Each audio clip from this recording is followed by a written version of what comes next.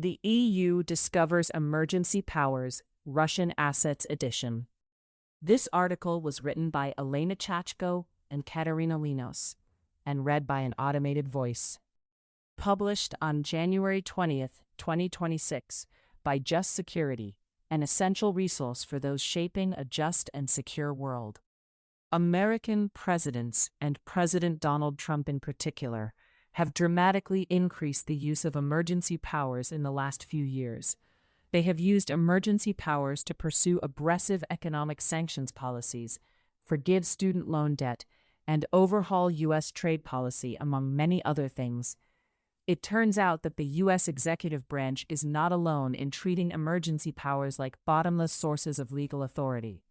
The European Union has done this too. And not unlike in the United States, the more aggressive the EU got in using executive authority, the more political and judicial backlash it faced. The most recent illustration of the EU leaning into emergency powers is its reliance on an emergency provision in the EU treaties, Article 122 of the Treaty on the Functioning of the European Union, to indefinitely immobilize roughly $246 billion in Russian central bank assets and reserves held by European financial institutions, and prevent the enforcement of contrary judgments.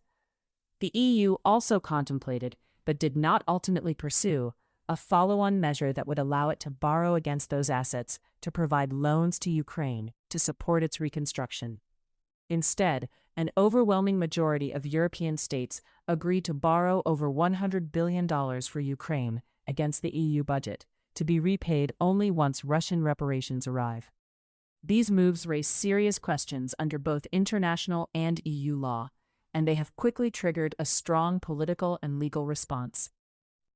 Those concerns notwithstanding, many have sympathized with the desire of major EU players to find creative ways to support Ukraine. We have argued in our article, Emergency Powers for Good, that certain measures at odds with the current international and domestic legal framework could nevertheless be justified. We develop a test that upholds some emergency measures that transform a society rather than returning it to the status quo before the emergency. Our test to justify transformative emergency measures requires a genuine emergency, broad consensus, protection of particularly vulnerable groups, and time limits. Most U.S. emergency measures that pushed even the limits of the permissive U.S. emergency framework, such as President Joe Biden's student debt forgiveness plan and Trump's border wall project, do not pass this stringent test. We had to go back to President George W. Bush's bailout of the auto industry, with the support of Democratic congressional leadership and both the outgoing and newly elected president, to find an emergency measure that would pass our test. In contrast, we favorably assessed key EU emergency responses to the COVID pandemic, such as the transformative $1 trillion New Generation EU stimulus package that reshaped the EU economy. Now, we're revisiting our analysis for the current emergency the EU faces, the growing threat from Russia, and the Trump administration's rejection of the transatlantic alliance in favor of peace with Moscow. We argue that although it would have been difficult to justify borrowing against Russian assets, not only because of the strong international law protections for sovereign funds, but also because of forceful opposition from a sizable minority of European states, the alternative plan to borrow against the EU budget to help Ukraine passes our stringent test. The sleeping beauty of the EU treaties. Until recently, the EU, ostensibly a creature of limited competences, hardly ever relied on residual emergency authority to make new law. But in the wake of COVID and the Russian invasion of Ukraine in 2022, the EU rediscovered a forgotten emergency provision in its founding treaties, Article 122 TFEU. Article 122(1) provides the EU Council, on a proposal from the Commission, may decide upon the measures appropriate to the economic situation, in particular if severe difficulties arise in the supply of certain products, notably in the area of energy. Article 122 further provides that, where, A member state is in difficulties or is seriously threatened with severe difficulties caused by natural disasters or exceptional occurrences beyond its control. The Council, on a proposal from the Commission, may grant union financial assistance to the member state concerned. The main advantage of using Article 1222 over standard sources of authority is that it allows a supermajority of member states to circumvent more complicated EU lawmaking procedures. Of particular relevance here is the fact that most EU Council decisions related to EU Common Foreign and Security Policy, CFSP, must be adopted unanimously. By contrast, Article 122 only requires a supermajority of member states for a regulation to be approved. Additionally, fewer EU institutions need to opt in for a regulation to be passed under Article 122. Both the EU Council and the Parliament need to agree with the Commission's proposal in the ordinary legislative procedure. The appeal of relying on Article 122 should be clear. Unanimity is elusive in a body consisting of 27 member states. Several members have become regular spoilers that effectively veto major EU initiatives or constantly extract exorbitant concessions in return for their vote. And Parliament operates under a different incentive system than the more technocratic Commission and Council. Yet, it was only recently that Article 122 came to the fore of EU lawmaking. Since the current version of the EU treaties entered into force in 2009, the EU invoked Article 122 a total of 22 times. 17 of those regulations were enacted after 2020. The EU relied on Article 122, among other instances, to effectively double the EU budget and realign EU investment and energy policies. This was in response to the economic damage wrought by COVID and the threat to EU energy supply after the Russian invasion of Ukraine. Alberto Gregorio de Marino, the EU Commission's top lawyer, has called Article 122 the sleeping beauty of the EU treaties, a provision that existed in some form since the 1950s, but was only recently rediscovered as a basis for far-reaching EU legislation under the guise of emergency. More recently, the EU invoked Article 122 to address the war in Ukraine beyond the energy crisis.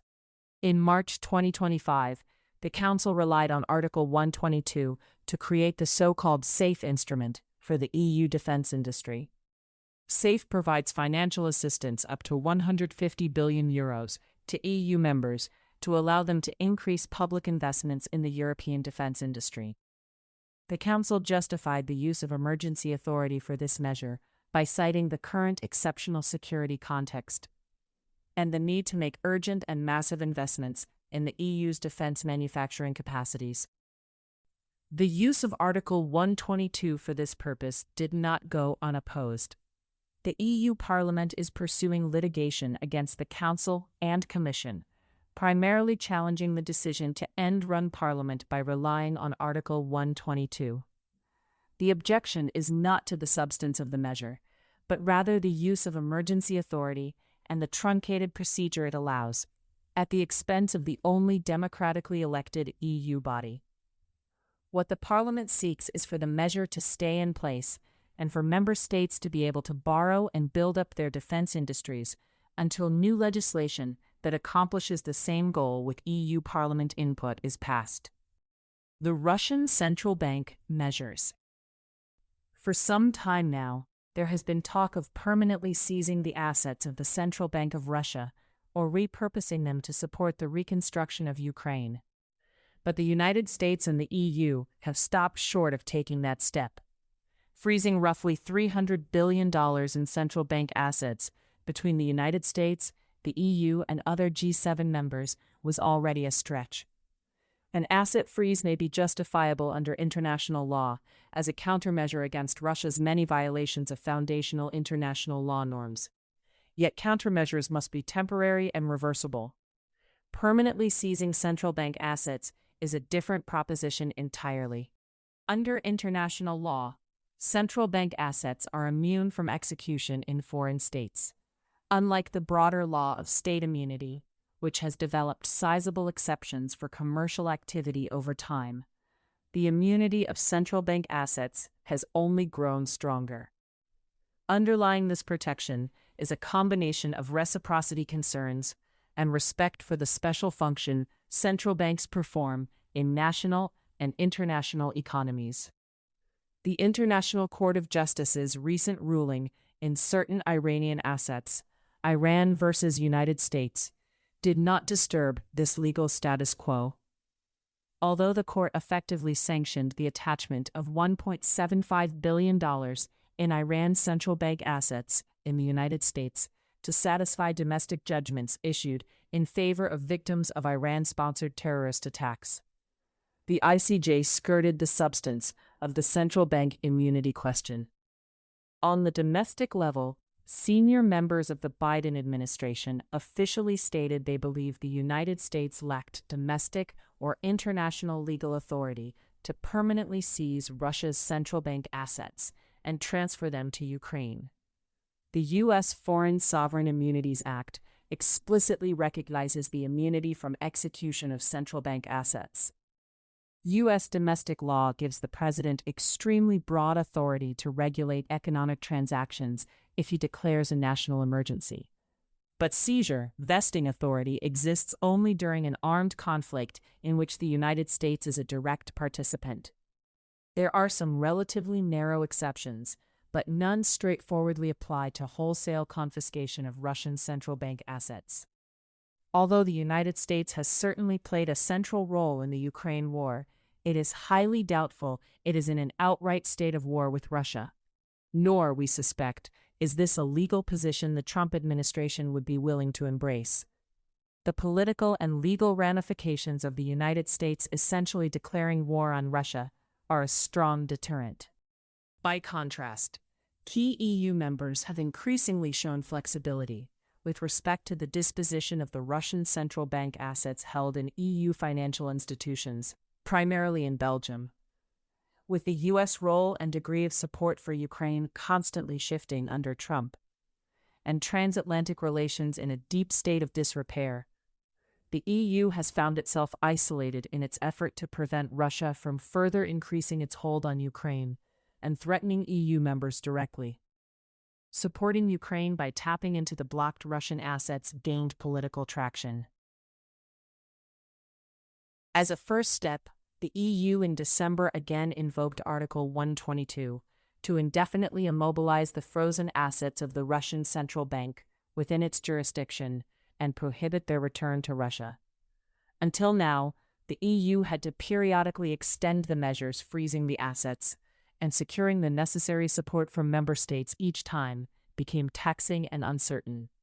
Members friendly to Russia, such as Hungary and Slovakia, have separated themselves from the bloc on this issue. The new immobilization regulation establishes exceptional and temporary emergency measures addressing the serious economic difficulties within the Union caused by Russia's actions, and the risk of further deterioration of the economic situation in the Union. It states that the measures aim to avoid a serious deterioration of the economic stability in the Union and its member states, by preventing significant resources being made available to Russia to continue its actions in the context of the war of aggression against Ukraine. In other words, the regulation frames the situation with Russia as constituting an economic emergency for the Union, and asserts a causal relationship between releasing Russian central bank assets and supporting Russia's nefarious activities affecting the EU.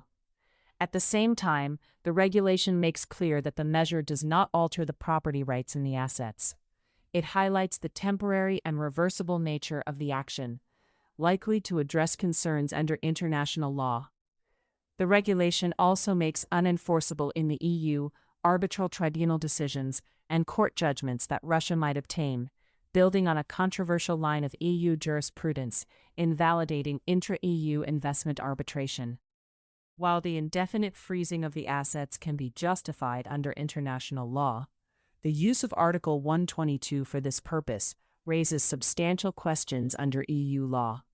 Normally, Economic sanctions measures are adopted under the CFSP chapter of the Treaty on European Union, TEU, and Article 215 of the TFEU, which governs economic sanctions, restrictive measures in EU speak.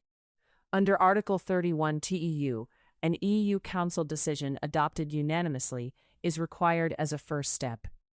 Clearly, the use of Article 122 in this instance was designed to circumvent opposition by member states more partial to Russia and immunize the immobilization of Russian central bank assets against future reversals. Critics within the EU again charged that powerful member states are using emergency authority to circumvent the appropriate, specific legal mechanism for amending EU sanctions. The objections to the use of Article 122 proved powerful. EU members, including Germany, sought to rely on the provision to not only immobilize Russian assets, but also to borrow against them to provide forgivable loans to facilitate the reconstruction of Ukraine. That type of action would cross the legal line between temporary and likely permissible freezing of the assets to something that resembles permanent seizure. The EU proponents of the move tried to address the permanence and irrevocability concern by structuring the loans so that the money would be paid back eventually. But that would only happen after Ukraine receives reparations from Russia for the latter's grave international law violations. We are not holding our breath. Key EU actors like Belgium, where most of the assets are held, vehemently opposed the initiative and reliance on Article 122 to facilitate it. Scholars argued the move would be unlawful under EU law, because the Union would again be end-running the normal constitutional process specific to restrictive measures and excluding certain members. Eventually, the initiative failed. In late December, the EU approved €105 billion in loans for Ukraine without involving the Russian assets. 25 of the EU's 27 member states firmly supported this measure. It is unclear what legal authority the EU will invoke to operationalize such a plan. Article 122 is again a leading contender. The correct role for emergency powers. Recent US and EU practice on major regulatory initiatives reveals similar trends of fallback to emergency powers. Emergency authority, by its very nature, entails simplified procedures and broad discretion, giving executives substantial leeway to advance their desired policies when other legal routes are inconvenient or foreclosed. These trends are motivated in part by growing political polarization that makes legislative progress through standard routes difficult or entirely unattainable. They are also a product of increasingly powerful executives who have their own views about what the rule of law entails. And sometimes they are necessary responses to true crises. As a legal matter, borrowing against Russian frozen assets against an expectation of unlikely future Russian reparations is likely unlawful under international law. And it would be another untested extension of Article 122 that raises internal EU federalism and separation of powers issues. The latter problem would likewise arise if the loan to Ukraine that the EU Council just greenlit is grounded in Article 122. Although Article 122 broadly refers to measures appropriate to the economic situation, it specifies classic economic harms like supply chain disruption or energy crises. Collateral damage from the war in Ukraine and localized Russian aggression does not neatly fit in this category. Indeed, foreign and security policy is an area in which member states reserve their competence. Overriding member states with emergency authority seems to conflict with the limited nature of EU competence. At the same time, the current exceptional situation with Russia is exactly the kind of situation for which emergency authority exists. A broad reading of the text of Article 122 would extend it to this crisis. That said, perhaps the best way to describe what we have here is an unlawful but justified situation. Our framework in Emergency Powers for Good would uphold a formally unlawful emergency measure under certain conditions: a real emergency, temporariness, protection for particularly vulnerable groups, and broad consensus in support of the measure. In our view, an EU loan to Ukraine excluding Russian assets would easily meet those tests. Thank you for listening to this article, published on Just Security. To stay up to date on Just Security's analysis of law, policy, and current events, go to justsecurity.org, subscribe to Just Security on Substack, and follow us on LinkedIn, Blue Sky, Facebook, Instagram, and Threads.